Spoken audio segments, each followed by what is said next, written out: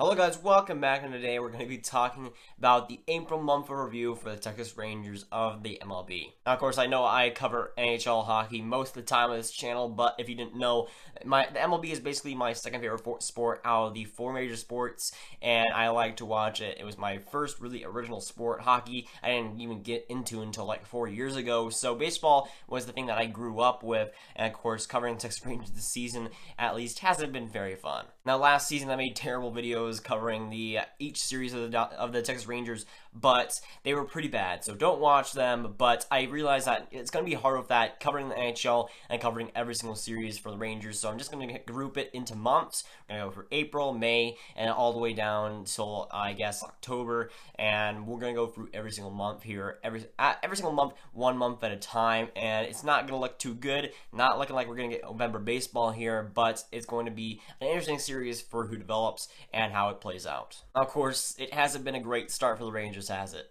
The Rangers starting off the season at 11-19 record, 5th in the AL West, their worst start in franchise history. I think it's the only time they've gotten to 19 wins before the start of May. Just ridiculous stats. And of course, I think it's a good stat for the franchise, because 11-19, it's bad, but it's not terrible. And to not have a series worse than this is kind of the strength of the franchise, in my opinion. I think that the Rangers have always had good starts, but for the Rangers, 11-19 to have the worst start ever, that's kind of surprising. You'd think that there would be a worse start sooner or later, but it happened this season. So 30 games played. How many series do you think they won? I'll give you a second. They've won 2 total series throughout the whole season so far. 30 games played, they've won 2 series, none sweeping. I think both of them are 2 out of 3. That is abysmal. They've either been splitting or they've been losing series, and only 2 series wins. It's remarkable how they have 11 wins right now.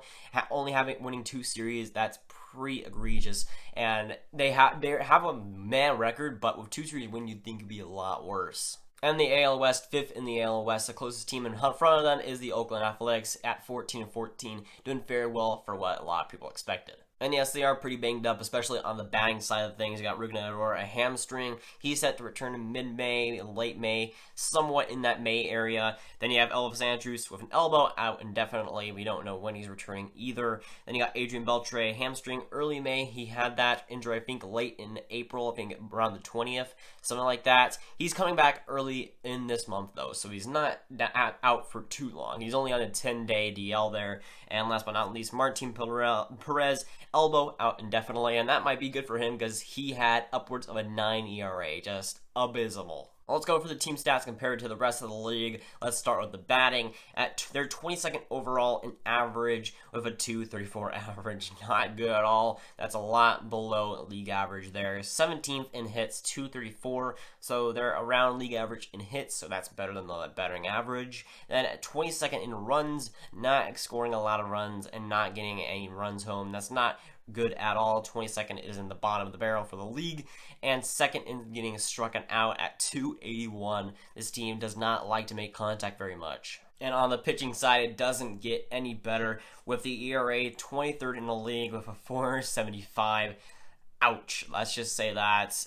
They're at the 3rd most earned runs allowed with 140 already in the season. Again, ouch. Then you're 20th in strikeouts with .231. Not as bad as the other statistics, but still pretty bad. 29th in batting average against, .276, allowing a lot of hits. 19th in quality starts, 12. 26th in whip, 1.46 batters on base per inning, and 24th in Ks per 9 with a 7.85. So they aren't striking anybody out. They're striking themselves out a lot with the batters, but with the pitchers, they aren't striking anybody else out. If you thought the batting was bad, then look at the pitching. Yeah, it's a lot more abysmal. And of course, we expected this. At least I expected this. I expected their batting to be trash, but their pitching to be abysmal and just as bad as could be. And it really has been. It's been living up to my expectations for sure. Let's just go for the pitching real quick. Cologne with a .287 ERA, the GOAT. Himself, 3 quality starts already, just a beast, and a 0.86 whip, just amazing out there. Probably our best pitcher by far, and the GOAT himself doing wonders. Big Sexy is the best pitcher in the world, and I don't think anybody can really deny that. I mean, he's in tip-top shape right now. But other than our ace clone, you got Hamels, who has a 4.08 ERA, 2 quality starts, a 1.39 WHIP, not good at all. But the ERA it's bad, but it's not terrible. It's better than some of the other guys on this list. But Hamels not having the best year either. He's striking a lot of guys out, but not doing too much on the other side. Doug Fister, the legendary name, has a 3.93 ERA. He has 0 quality starts somehow, even though he has that pretty decent ERA, but a 1.58 WHIP. But he still has one of the best ERAs on the team. He's just getting out of bad situations, and he's doing it pretty well. 3.93 ERA is nothing to really complain about when it comes to him. That's pretty much as good as I could expect from him, but he's doing pretty well for 0 quality starts so far and that bad of a WHIP.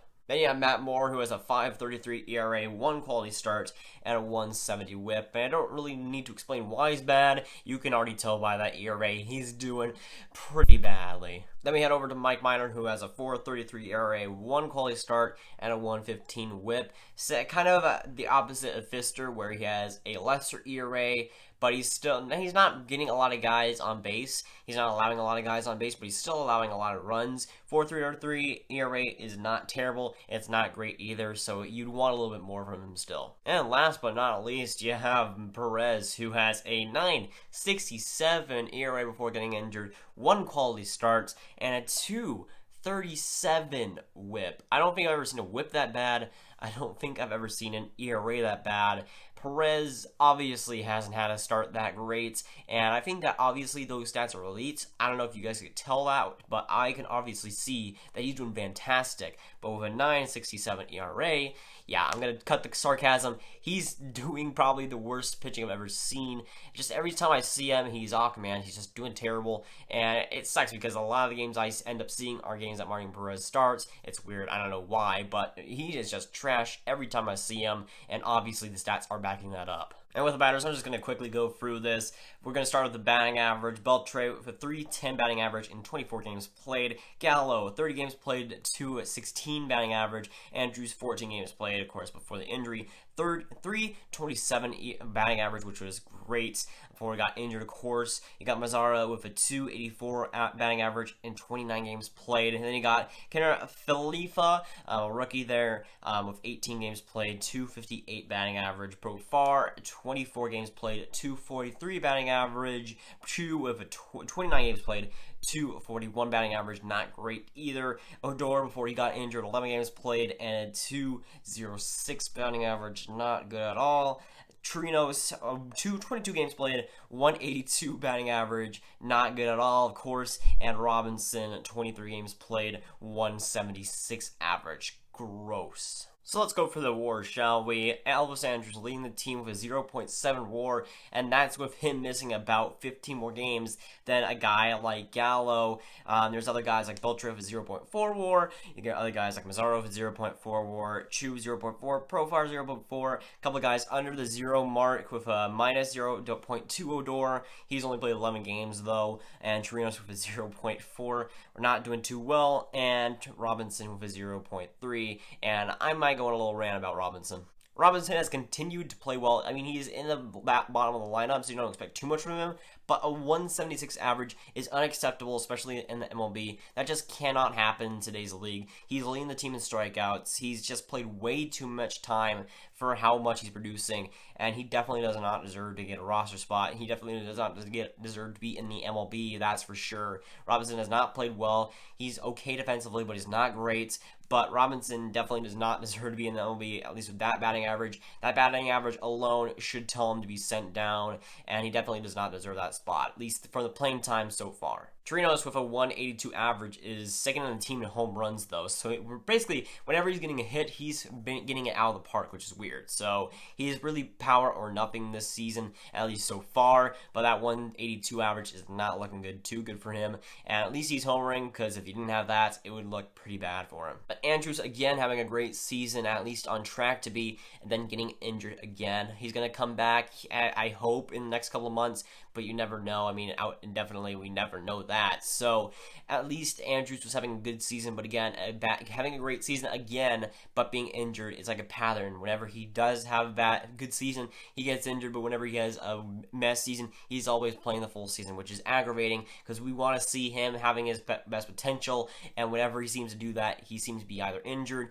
or just something happens to him, and it's just aggravating to see such a career happen right before our eyes that has not turned out to be what we thought it was. But Beltre continuing to be the GOAT, as he's been fantastic whenever he's played. 310 average. I mean, how old he is right now, he's for sure Hall of Famer, but he just keeps going. Over 300 batting average for the age that he's at is just incredible, and he keeps getting it, and he's really still going to be a good player for the next couple of years. I mean, he's proved that, and as he retires, he could be still a good player, a serviceable, at least a serviceable MLB player for the next couple of years, and he's really not shown too much age here, and he's really done fantastic for the Rangers. I mean, just for these past few years, he's been the franchise guy for them, but he's just continued to play well even to his old age. That's one of the most impressive things that I can take away from a player. And Gallo continuing to do his job of just homering and basically doing that. He's either going to home run or strike out. He's gonna get a home run or he's gonna strike out 2 times. You either flip a coin, and that's what's gonna happen in that game. He's pretty much as one of the more predictable players in the league. He's gonna get a home run like every other game, and then he's gonna strike out like 5 times. For the Rangers, Kela hasn't been a bad closer. He's done pretty well. I think he's at like a 3 ERA, so he's not doing terrible, not doing fantastic, but he's still serviceable, which is, I guess, is what we want. I mean, the bullpen has been really anything but. And at least we got Kela to gotta be a little bit more stable guy on that bullpen. And a good prospect there in Jose Leclerc has played 7.2 innings pitched and has 0 ERA so far. He just got called up, I think, again in like this past week, so he can get more playing time too. But he has had a good start here, and he has looked good when he has played. I didn't get to see too much of him, but when he has played, I have heard good things. But I'm not beating around the bush. His team all around is pretty trash. The pitching is trash. The batting is pretty much trash whenever you don't have Beltre and Andrews in the lineup like they do right now. And the bullpen is a little bit more glorified trash, I'd say. Pretty shiny trash right there. And what I expected came to true. They're going to be last in the division, as I predicted, at least throughout the first month. And they have not looked good. They have not looked good at all. But the injury bug has hit them quite hard. How Andrews has been out. Now Beltre has been out. The injury bug is not helping anything. But the Rangers are kind of killing themselves right now. But I don't think anybody really had confidence in them, so them having this record is pretty much expected. I'm not expecting too many big things from May, as we have Beltre out and Elvis Andrews out for the foreseeable future. Odor is not going to be in the lineup. There's a lot of injuries still. I don't see it getting any better. May could be an even worse month for the Rangers than April was, which could be a big surprise for a lot of people, but I think that's what's going to happen. But April as a whole, trash. Can we expect May to be better?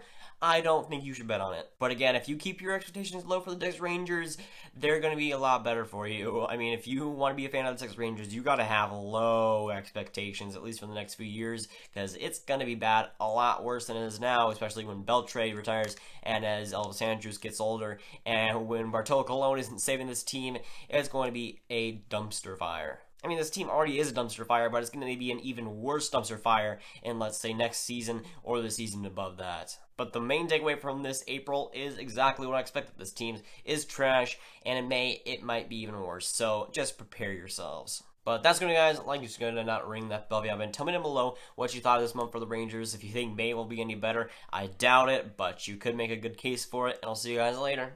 Goodbye.